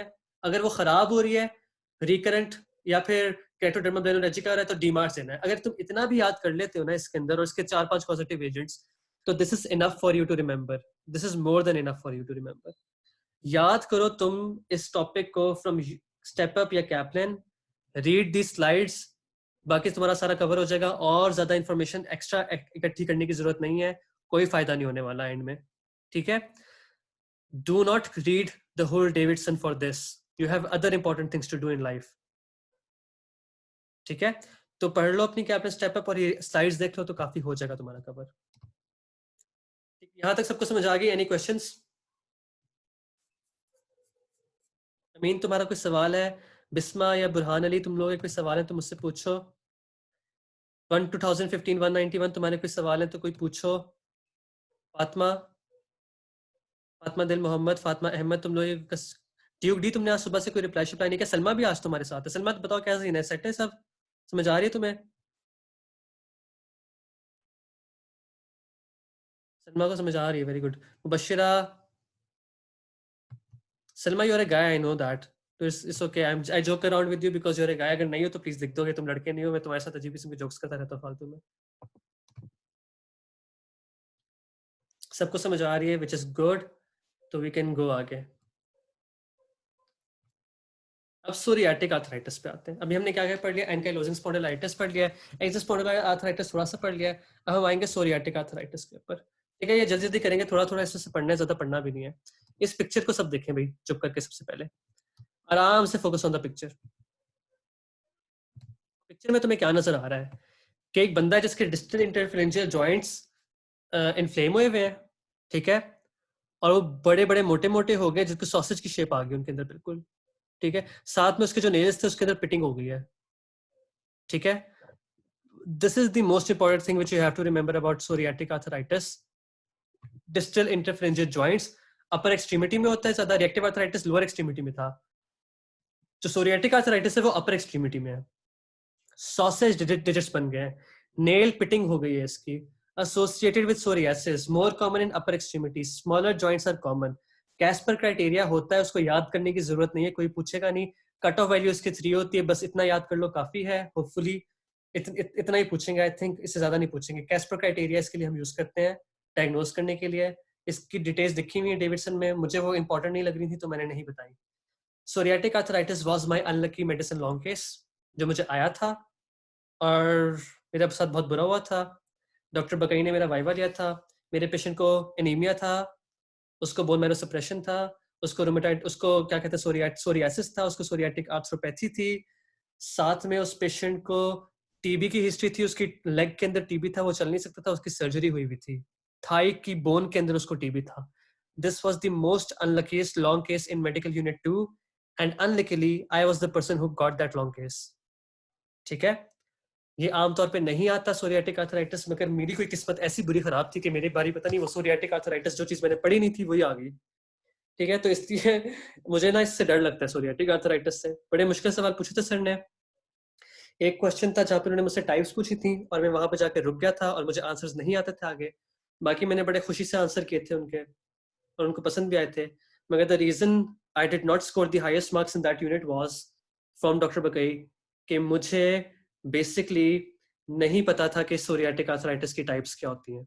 आई did not know the answer, तो फिर इसलिए मुझे मार्क्स नहीं मिले थे। फिर ही कट माई मार्क्स, उन्होंने मुझे मेरे ख्याल से सेकंड या थर्ड हाईएस्ट दे दिए थे, but not the highest from my unit. But still मेरे मेडिसिन में बहुत अल्हम्दुलिल्लाह अच्छे नंबर हैं and I am really happy with them. उसने मुझे बचाया भी है, सर ने मुझे बहुत अच्छे नंबर फिर भी दे दिए थे, दे वर वेरी गुड मार्क्स, ठीक है। चलते हैं, this was the question he asked me. ये इतना इंपॉर्टेंट नहीं है, डेविडसन में बहुत एक्सप्लेन करके लिखा हुआ है, तो उसकी मैंने समरी लिख दी है। 2 पेजेस की समरी है इस स्लाइड के ऊपर। किसी ने नहीं पढ़ना वो ना पढ़े, अगर किसी ने पढ़ना है तो वो पढ़ ले। इसको मैं एक्सप्लेन नहीं करूंगा, इसको बेशक तुम बाद में पढ़ लेना। हर टाइप ऑफ सोरियाटिक आर्थराइटिस की मैंने थोड़ी थोड़ी जो बातें उसके अंदर इंपॉर्टेंट है वो डेविडसन से जॉट डाउन करके लिख दी हैं, और इसके अंदर कोई ज्यादा इंपॉर्टेंट चीजें नहीं है। बस इसमें याद रखना जो नंबर 5 है उसको पढ़ लो डिटेल में। आर्थराइटिस म्यूटिलेंस एक होता है जिसमें टेलीस्कोपिंग ऑफ फिंगर्स हो जाती है। टेलीस्कोपिंग ऑफ फिंगर्स की मैंने पिक्चर्स ड्रॉ कर दी है, सारे जॉइंट्स डिस्ट्रॉय हो जाते हैं और फिंगर्स ना बिल्कुल छिलके की तरह आपकी नेल के ऊपर चढ़ जाती है, वो छिलके की तरह उतर जाती है फिर। तो ये टेलीस्कोपिंग ऑफ फिंगर्स ऐसे कहते हैं। सोरियाटिक आर्थराइटिस है इस पेशेंट को, जिसकी मैंने पिक्चर दिखाई हुई है। एंथेसाइटिस हम सबको पता है, सब में होता है, predominant swelling at the joint insertion area, वो सब ही में होता है। It is the hallmark of seronegative spondyloarthritis arthropathies. बस ये टाइप्स हैं। अगर किसी का वाइवा आता है मेडिकल यूनिट में, किसी को सोरियाटिक आर्थराइटिस कल को मिलता है, तो ये टाइप्स उसने पढ़ लेनी उस दिन। और अगर किसी ने तैयारी ज़्यादा करनी अच्छी, तो ये बस टाइप्स के बारे में कुछ बातें लिखी हुई वो बस पढ़ लो, ठीक है। ये इतनी इंपॉर्टेंट चीज़ें नहीं है, इसको ज़्यादा पढ़ने की जरूरत नहीं है। मैंने सिर्फ इसलिए ऐड की क्योंकि डेविड में लिखी हुई है, कोई पूछेगा नहीं ज़्यादातर ये। Investigation is not important. X-ray कराते हो बेसिकली आपने डिफरेंशिएट करना होता है रूमेटॉइड आर्थराइटिस में, क्योंकि कभी कभार सिमेट्रिकली प्रेजेंट करता है। Is this condition autoimmune? Yes it is autoimmune, ठीक है। इसमें सीआरपी और ESR रेज्ड होता है। पेंसिलिन कप डिफॉर्मिटी होगी इसके अंदर, सही है। याद रखना इसके अंदर पेंसिलिन कप, जो 4 चीजें याद करनी है, एक तो सॉसेज शेप डिजिट्स होंगे, नंबर 2 नेल पिटिंग होगी, upper common in upper extremities, psoriasis से रिलेटेड है। उसके अलावा HLA-B27 पॉजिटिव है। इन्वेस्टिगेशन में पेंसिलिन कप डिफॉर्मिटी नजर आएगी, ठीक है। बस ये बातें याद रखो तो काफी हो जाएगा तुम्हारा। ट्रीटमेंट वही वाली है जो उसकी थी रिएक्टिव आर्थराइटिस की, एनसेड्स और एनाल्जेसिक्स करोगे। उसमें ये था कि रिकरेंट है या फिर साइनोवाइटिस है तो डीमार स्टार्ट करनी। इसमें ये है कि अनरिस्पॉन्सिव है या साइनोवाइटिस है तो डीमार स्टार्ट कर दो। डीमार में सबसे बेहतर मेथोट्रेक्सेट ड्रग ऑफ चॉइस है। और ड्रग्स होती हैं, उस्टेकिनुबाब भी होती है और यूवी लाइट थेरेपी भी होती है, वो भी करते हैं। लेकिन इसको बेशक याद मत करो, अगर एनसेड्स एनाल्जेसिक्स और डीमार्स लिख देते हो तो काफी है, उसमें से भी तुम्हारा काफी कवर हो जाएगा, सही है। तो सोरियाटिक आर्थराइटिस की तुमने पिक्चर याद रखनी है और पिक्चर से तुम्हें सारे क्लूज मिल जाएंगे। Sausage shape digits, nail pitting और pencil in cup appearance, these are the important things that you have to remember। HLA-B27 भी याद रखना, सब में होता है। याद रखोगे तो बेसिकली तुम्हारा रूमेटॉइड क्या कहते हैं सोरियाटिक आर्थराइटिस कवर हो जाएगा। ठीक है, यहाँ तक सबको समझ आ गई है? Any questions? अगर समझ आ गए तो बोलो yes, we can go on.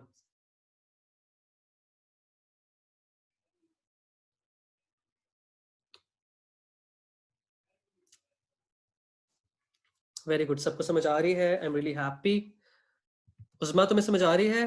उस्मा कयूम समझ आ रही है? जाइना, जाइना भी आज इस क्लास में, very good. What's pencil in cup deformity?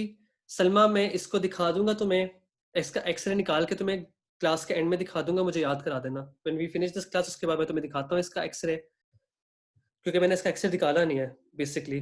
मैं देखता हूँ इसका एक्सरे, अगर मुझे मिलता है तो मैं दिखा दूंगा। जिसने रुक के देखना है ना एक्सरे, तो वो रुक के देख ले बेशक। आगे चलते हैं। अब एंटेरोपैथिक आर्थरोपैथी क्या है? अब हमारे पास क्या पीयर में से क्या क्या रहेगी? हमने सोरियाटिक कर ली है, एंटेरोपैथिक रह गई है, रिएक्टिव कर ली है, और उसके अलावा एंकाइलोजिंग कर ली है, ठीक है। और हमने एक्सियल भी कर ली है, थोड़ा उसका आइडिया दे दिया मैं तुम लोगों को। अब इसके इंपॉर्टेंट पॉइंट्स ये याद रखना है एंटेरोपैथिक आर्थरोपैथी के, कि it is correlated with ulcerative colitis. This is penicillin cup, मैंने पेंसिलिन कप ही लिखा हुआ है कुरतुलैन, पेंसिल इन कप ही लिखा हुआ है मैंने, पेंसिल इन कप नहीं है, pencil in cup deformity. Salma का तुम क्वेश्चन कर रही हो, पेंसिल इन कप है ये, पेंसिलिन कप नहीं है, पेंसिल इन कप है, ठीक है। अच्छा एंटेरोपैथिक में देख लेते हैं हम क्या सीन है। इसमें इंपॉर्टेंट पॉइंट्स जो रिमेंबर करने वाले हैं ना, कि अल्सरेटिव कोलाइटिस और क्रॉन्स डिजीज के साथ आता है। इसमें स्किन लीजर्स में मैंने सिर्फ गलती से एक लिखी है, मैं दूसरी ऐड करना भूल गया। वो है स्पायोडर्मा गैंग्रीनोसम, एक डिजीज होती है जो इसके साथ आती है, और एरिथीमा नोडोसम आता है, ठीक है। एरिथीमा नोडोसम हमने एक और रेस्पिरेटरी डिजीज के बारे में डिस्कस किया था। वो कौन सी डिजीज थी जिसमें एरिथीमा नोडोसम होता है रेस्पिरेटरी सिस्टम में? लिखो चैट बॉक्स में आंसर।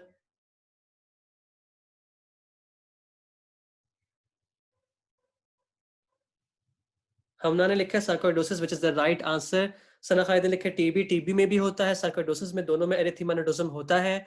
तो अगर तुमसे कोई पूछे कि ये क्योंकि ना ऑस्पी का क्वेश्चन है एरिथीमा नोडोसम का, उसमें लिखा हुआ था क्वेश्चन में, ये MU1 के डॉक्टर फजल की बनाई हुई ऑस्पी, उसमें लिखा हुआ है कि व्हाट इज, ये पिक्चर है क्या कहते हैं, पेशेंट की इसकी ना शिन्स लाल हुई हुई है, उस पर स्पॉट्स पड़े हुए हैं और एरिथीमा नोडोसम है उस पेशेंट को, ठीक है।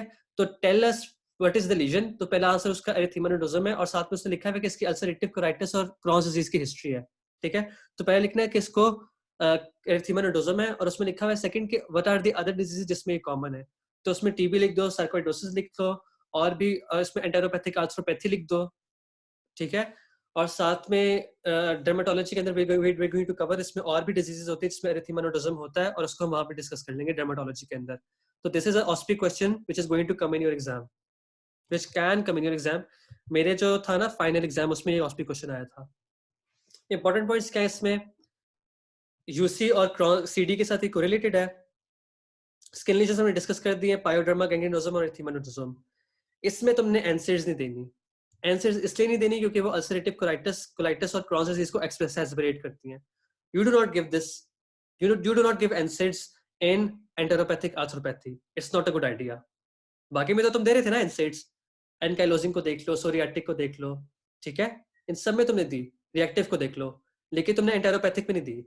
Remember enteropathic arthropathy is different from reactive arthritis. Reactive arthritis में पेशेंट डायरिया की हिस्ट्री देता है, लेकिन एंटेरोपैथिक में वो history is going to be more specific for ulcerative colitis and Crohn's disease. ये याद रखना, ठीक है, डोंट मेस इट अप कि डायरिया के सिम्टम्स देखते ही तुमने फटाफट रिएक्टिव आर्थराइटिस कर दिया।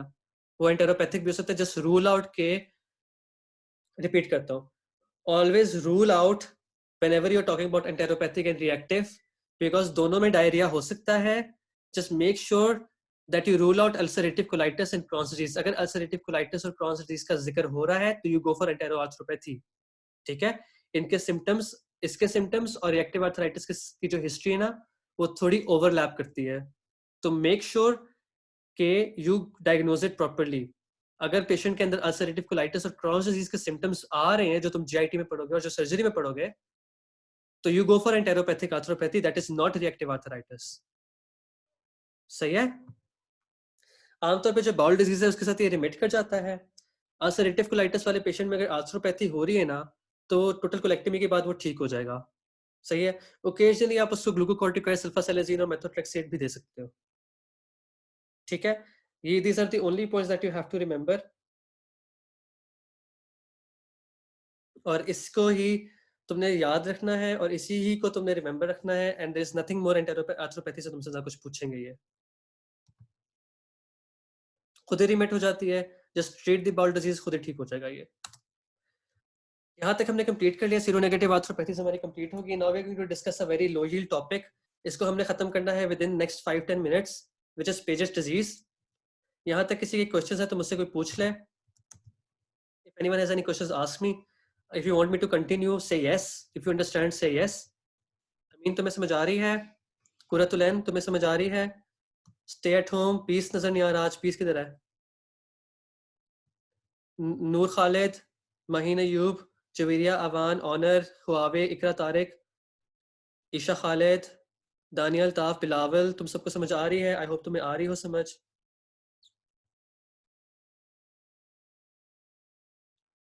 अगर समझ XYZ को समझ आ रही है, वेरी गुड। अच्छा, अगर समझ ना आए तो मुझसे पूछो सवाल, I am open for any questions, ठीक है। बिलावल तुम्हें समझ आ रही है? तुम्हारा रिप्लाई नहीं आया अभी तक, बस ठीक है। Point 3, do not give NSAIDs as the exacerbate ulcerative colitis and Crohn's disease. इसमें मुश्किल क्या है? NSAIDs नहीं देनी ना इस पेशेंट को। Avoid giving NSAIDs to this patient जिसको एंटेरोपैथिक आर्थ्रोपैथी है। उसके सिम्टम्स खराब हो जाएंगे क्योंकि अल्सरेटिव कोलाइटिस खराब होता है इससे। आगे चलते हैं। Paget disease, Paget disease is not important. इससे कभी भी एमसीक्यूज ना ही एमसीक्यूज आ सकते हैं, अभी तक आए नहीं। एससीक्यू तो कभी भी नहीं आया आज तक इस डिजीज से यूएचएस में। You can leave this disease. अगर किसी को नहीं पढ़ना तो बेशक छोड़ के चला जाए लेक्चर। अगर किसी ने थोड़ा बहुत पढ़ना है इसके बारे में, which is going to hardly take 3-4 minutes, तो मेरे से बैठ के मेरे साथ पढ़ ले, कंप्लीटली अप टू यू। अगर यू आर लीविंग तो remember that you have to do your charity. Class का रूल है, for every lecture you take you have to do something in charity. अगर तुम चैरिटी कर रहे हो तो that is good on you. अगर you are not doing your charity, that is very wrong. Just make sure that you do your charities. For every lecture you take there is going to be one charity on your shoulder, you have to do it, ठीक है। अब हम करते हैं Paget disease. Paget disease को हम ऑस्टियाइटिस डिफॉर्मेंस कहते हैं। बेसिकली इसमें बोन की रिमॉडलिंग खराब हो रही है, ठीक है। कुछ कुछ रीजन में होती है। कहीं पे एक्सेसिव बोन रिजॉर्प्शन हो जाएगी और कहीं पे एक्सेसिव बोन ग्रोथ हो जाएगी। और एक्सरे में आपको जिक्सॉ पैटर्न नजर आएगा कि कहीं पे बोन डेपोजिशन ज्यादा हुई हुई है, कहीं पे कम हुई हुई है। इसमें यह है कि इट इज एसोसिएटेड विद पैरामिक्सोवायरसेस। पैरामिक्सोवायरसेस पैरामिक्सोवायरसेस जो होता है, मुझे बताओ पैरामिक्सोवायरसेस के एग्जांपल्स बता दो, कोई 2-3 बता दो।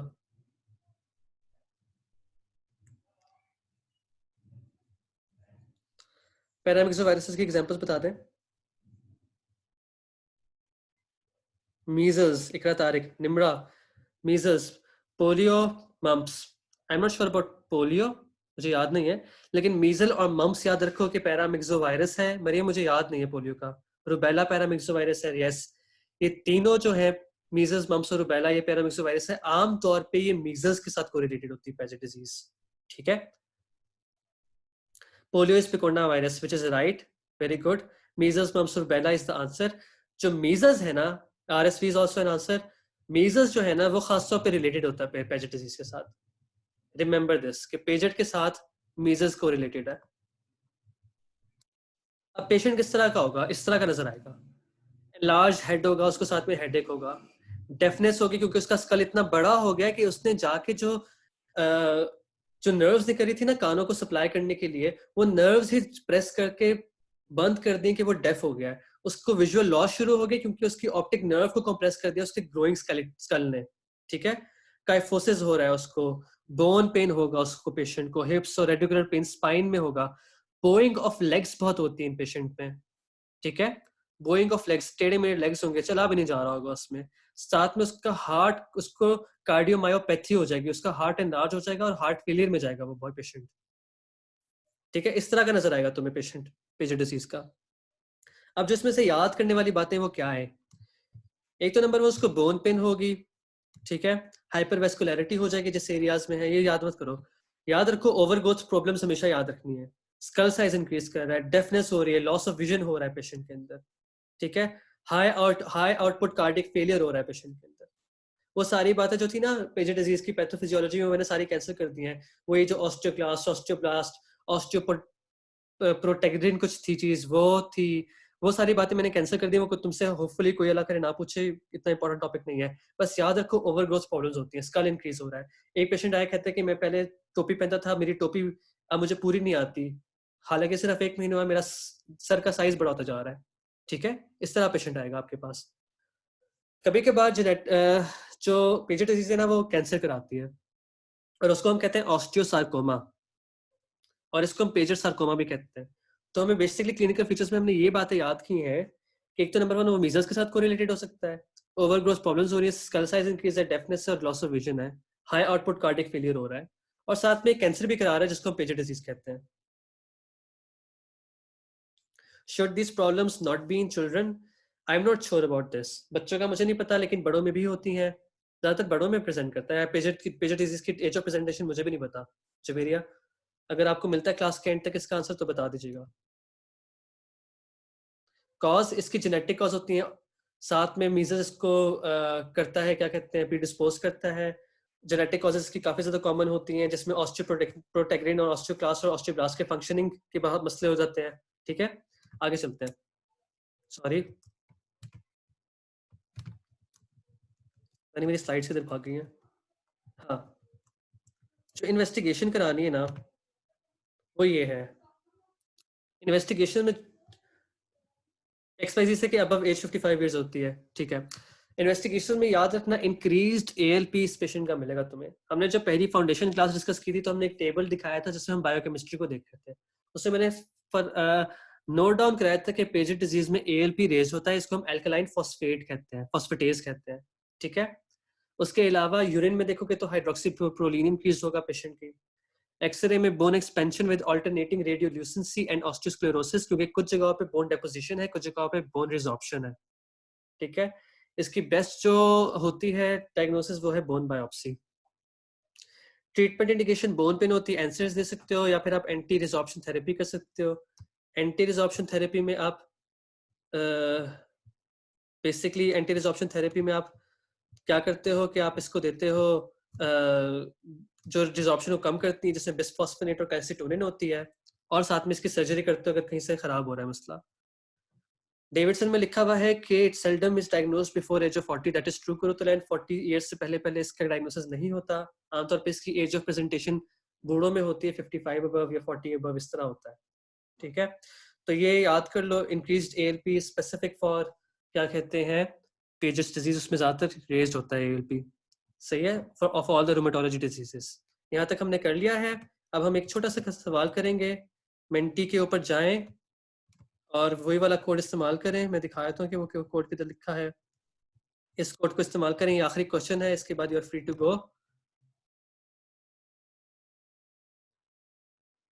मेंटी का ये आखिरी सवाल मैंने बना के रखा है आप लोगों के लिए, पास्ट पेपर्स में से नहीं है। मैं बेसिकली अभी आपकी मेंटी खोलता हूँ,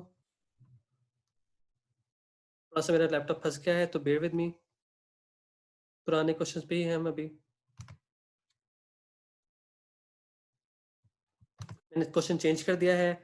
98160 पे जाएं और इसका आंसर करें। 9816 और 0।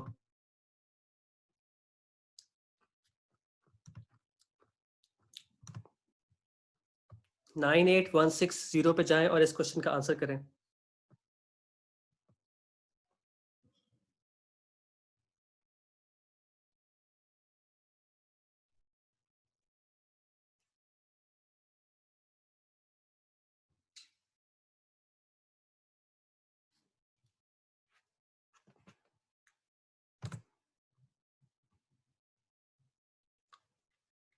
हाँ, मैं लगाता हूँ इधर क्वेश्चन आंसर करो, मैं ट्रीटमेंट वाली साइड लगा देता हूँ। 98160 पे जाएं और इसका आंसर करें।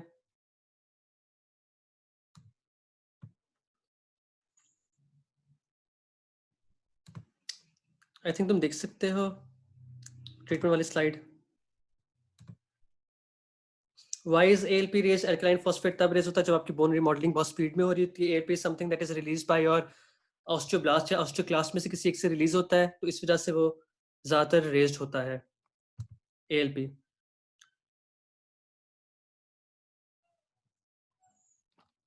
कांस्टेंट बोन रिमॉडलिंग की वजह से होता है एएलपी रेज्ड। चलो अब आंसर देखते हैं तुम लोगों ने क्या किया है। न्यू शेयर में जाते हैं।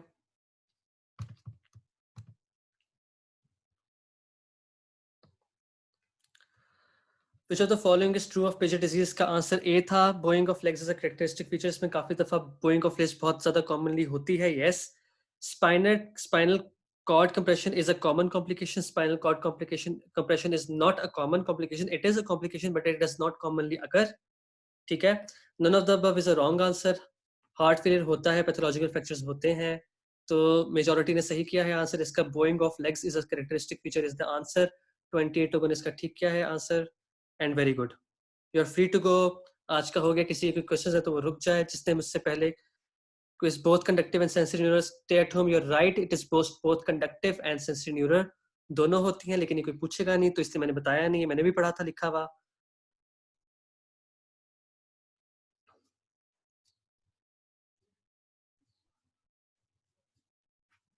आई think we are good to go. I am going to go back to the slides. अगर किसी को क्वेश्चंस है तो मुझसे पूछे। I am here till I tell you the time. जितने भी जिन लोगों ने पहले पहले मुझसे क्वेश्चंस पूछे थे ना, वो अपने क्वेश्चंस रिपीट कर सकते हैं अब। I am here till 55।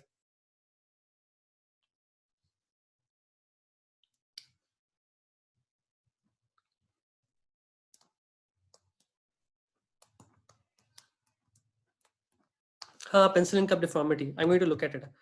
मैंने एक दफा पहले देखी थी, पता है, ये पेंसिलिन कप डिफॉर्मिटी, जब मैंने प्रॉफ के लिए पढ़ा था, क्योंकि मुझे बड़ा अजीब लगता था कि पेंसिलिन कप कैसी डिफॉर्मिटी होती होगी। फिर वो मुझे मिल गई थी इवेंचुअली। मैं तुम्हें दिखाता हूँ।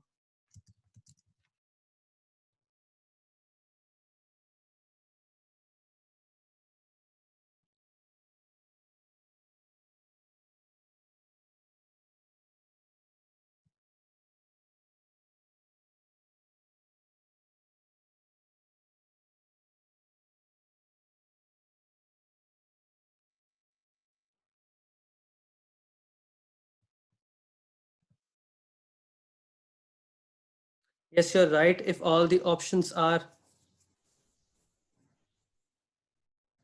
ALT और AST लिवर फंक्शंस है, you're right, तुम सही कह रही हो। ALP बोन से रिलेटेड होता है और लिवर से भी रिलेटेड होता है, ठीक है, but ALP is more specific for bone. If all options are correct then we go for the most, सारे आपके ऑप्शंस करेक्ट ही होंगे, मैं आपको बता रहा हूँ, सारे ऑप्शंस करेक्ट होंगे, you go for the most common one, you have to go for the best choice. ये मुझे हम लिवर में पढ़ेंगे, GIT में मैं तुम्हें ALP समझाऊंगा वहां पे कैसे रिलेटेड है।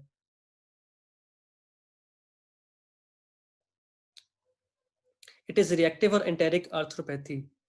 मैं साथ में ना पेंसिलिन कप की एक्सप्लेनेशन हो रहा हूँ, मुझे उसका वो तो मिल गया है, क्या नाम है, एक्सेल तो मिल गया, मैं I am gonna look at the explanation of this, क्योंकि मुझे समझ नहीं आ रही कि मैं वो एक्सरे को एक्सप्लेन कैसे करूँ। अच्छा, we had a young patient presented with knee monoarthritis and had diarrhea in the previous week. How to differentiate if it's reactive or enteric arthropathy? Enteric arthropathy में patient को क्या होगा? Patient को ये होगा ना कि साथ में उसको Crohn's disease के symptoms आएंगे, prolonged उसका वो होगा, क्या कहते हैं, presentation, diarrhea बहुत ज़्यादा पुराना होगा, ulcerative colitis के different किस्म के features होते हैं, ठीक है?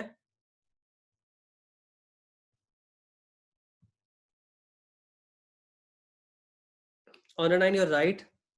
दैट इज ट्रू, हम लिवर के साथ इसको डिस्कस करेंगे, हम कोरिलेट करेंगे। ALP हम बेसिकली लिवर में पढ़ेंगे तो हमें पता लग जाएगा। मैं पेंसिल इन कप को ढूंढता हूँ।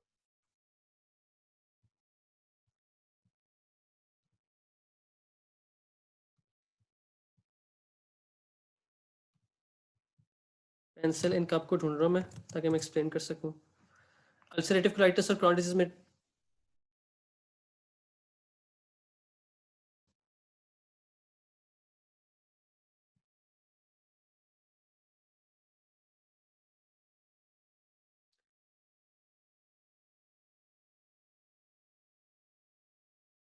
मैं दिखा देता हूँ, मुझे एक्सप्लेन करना है इसको फिर भी नहीं आ रहा सही तरह से। ये पेंसिल इन कप क्यों कहते हैं इसको? I am going to share the screen right now.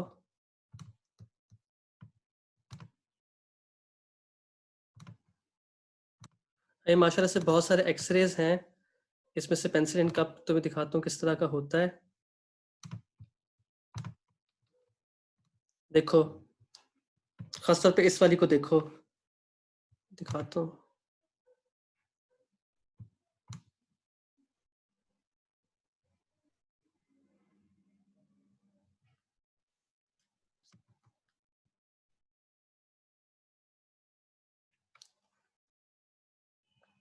अच्छा, अब पॉइंट इसमें ये है जो you have to remember pencil in cup में, ठीक है, going to share the screen with you all. मैं दिखाता हूँ यहाँ पे। अब यहाँ पे इसने लिखा हुआ है कि ना the appearance result from peri articular erosions and bone resorption giving the appearance of a pencil cup. जैसे कि ये वाली एग्जांपल है ना, दिस वाली image, the one that I am loading right now, इसमें उन्होंने दिखाया हुआ है कि एक बोन की वजह से दूसरी बोन की ना पेरी आर्टिकुलर इरोजन हो गई है, ठीक है। I don't know why this is called pencil in cup. वजह क्या है कि पेंसिल इन कप इस तरह की होती है, प्रॉब्लम इस तरह की होगी, ठीक है। तो ये इस तरह की अपीयरेंस को पेंसिलिन कप डिफॉर्मिटी कहते हो, कि एक बोन की वजह से दूसरी बोन के पेरी आर्टिकुलर सर्फेसेस जो है ना वो इरोड कर गए हैं, ठीक है। This is how it looks.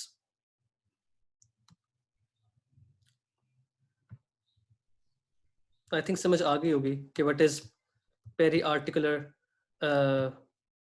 Erosion, जिसने भी क्वेश्चन पूछा था पेंसिल कप डिफॉर्मिटी वाला, ये सलमा ने पूछा था। यस सलमा, तुम्हें समझ आ गई होपफुली कि पेंसिलिन कप इस तरह का नजर आएगा, ठीक है। और कोई क्वेश्चंस हैं?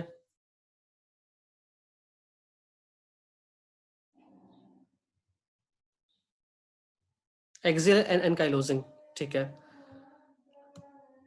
यार अजान हो गई है, I am going to wait, थोड़ी सी अजान हो, अजान जरा एहतराम कर लेते हैं, चुप करके जरा बैठ जाते हैं, फिर मैं एक्सिल और एंकाइलोजिंग को डिस्कस करता हूँ। ज़ारा ने अपने आप को फंसा लिया है, ज़ारा तुमने अपने आप को फंसा लिया, तुम फंस गई हो, तुम्हें तुम्हें मैं जरा निकालता हूँ इस मुश्किल से अजान के बाद।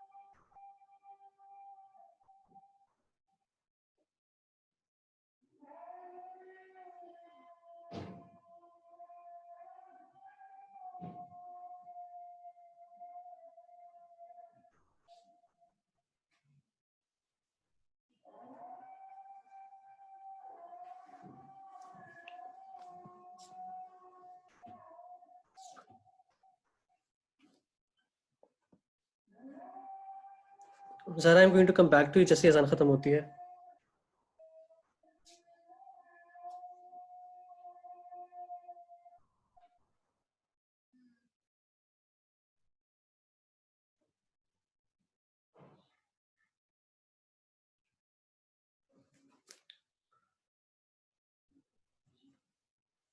अच्छा, तो अब मैं ज़ारा को बता रहा हूँ, प्लीज़ मत सुनो. अगर तुमने कंफ्यूज होना है तो सुन लो, अगर कंफ्यूज होने के लिए तैयार हो तो सुन लो इस सारी बातों को, अगर नहीं सुनना तो ना सुनो, ये इंपॉर्टेंट बात नहीं है.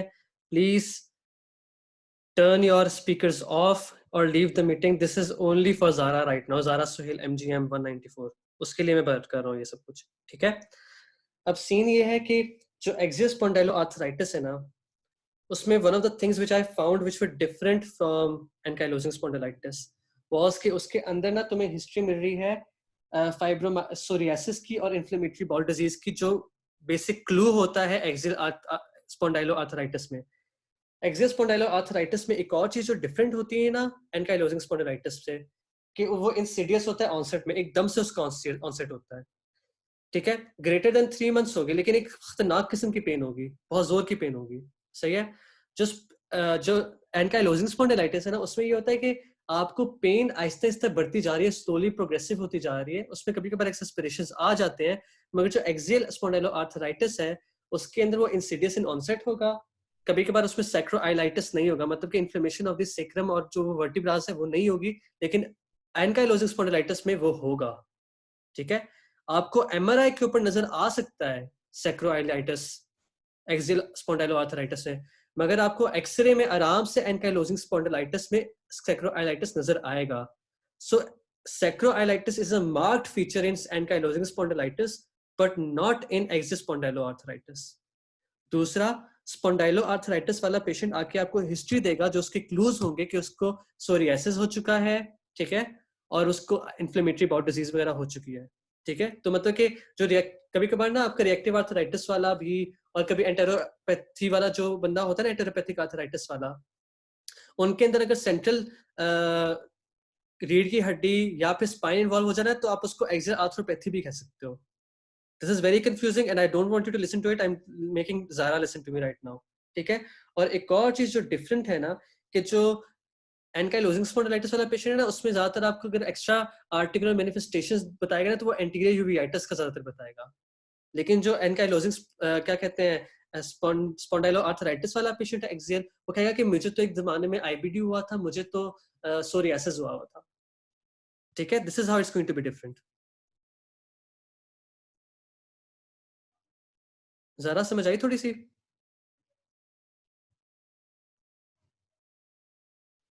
रिएक्टिव में आईबीडी नहीं होती, इन्फ्लेमेटरी बाउल डिजीज रिएक्टिव में नहीं होती.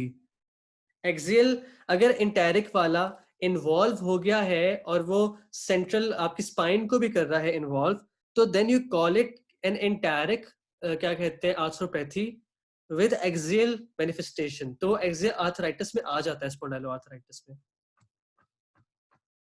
ठीक है. इन दोनों की ट्रीटमेंट में क्या फर्क है? कोई फर्क नहीं यार, कोई खास फर्क नहीं है. पता नहीं इनको क्लासिफाई क्यों किया हुआ है. एनसेड्स यूज करते हैं दोनों में, पेशेंट एजुकेशन करते हैं. अगर बहुत ज्यादा तो सल्फासालिजिन और मेथोट्रेक्सेट दे दोगे. एंकाइलोजिंग स्पॉन्डिलाइटिस में क्या है कि आपने वो नहीं यूज करना. दोनों के सिम्टम्स ज्यादा फर्क है ना, इससे तो इनको क्लासिफाई डिफरेंट किया है. थोड़े से फर्क है दोनों एक दूसरे से, थोड़ा थोड़ा फर्क है, और वो भी बिल्कुल ही डिमिनिश सा फर्क है. दुनिया भर में कहीं भी इसको क्लासिफाई इस तरह नहीं किया हुआ, सिर्फ ये डेविडसन का दिमाग खराब है जो इसने अलग से लिखा हुआ है. बाकी कहीं भी नहीं हुआ भाई, कहीं इस तरह से अलग. कहीं भी दुनिया का खोलोगे एक्सियल स्पॉन्डिलोआर्थराइटिस उन्होंने अलग से लिखा हुआ नहीं है.